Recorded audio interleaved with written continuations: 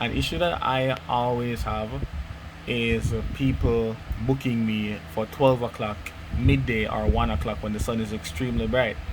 I'd have to depend on high speed sync to properly expose a person's face, but that's a problem because I'm not getting enough power from my strobe when I'm using high speed sync. So this technique that I'm going to show you covers how you can unlock the full potential of your strobe and not rely on high speed sync to do so. So high speed sync cuts down all the power, like a lot of the power out of your strobe. So I hope you really find this informative, and I hope you can get some usage out of this technique that I'm going to show you. Oh, and this picture that you see right in front of you, right here, I use my strobe to do it, my AD600. I use it to accomplish this, and the shadow that you're seeing right here is a result of the strobe and not the sun. This is not sunlight. I overpowered the sun to get this image with the strobe. So I'm going to show you how to unlock the full power of your strobe. Enjoy.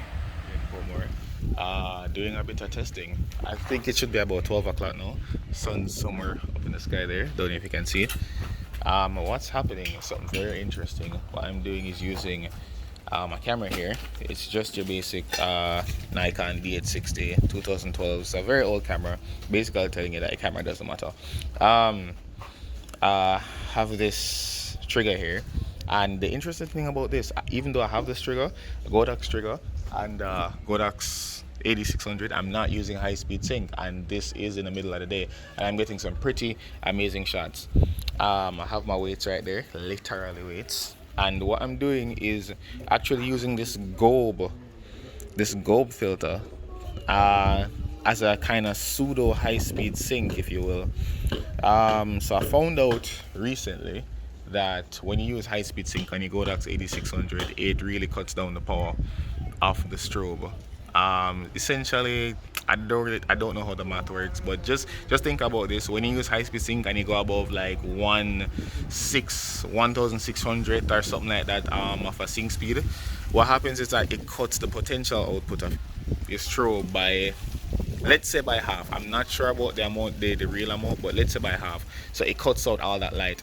However, when you use it under the sync speed, which is 1 over 250th for my specific camera, what happens is that you get the full output of the strobe, like the full output, like poof.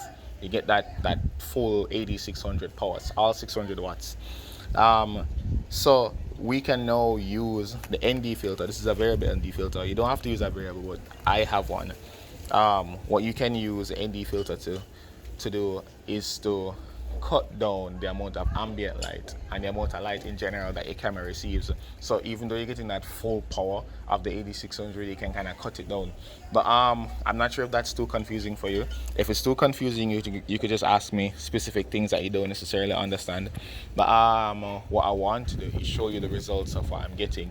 So I've always wanted that kind of commercial look and didn't quite know how to get it. I guess what I consider to be a commercial look, but didn't know really how to get it.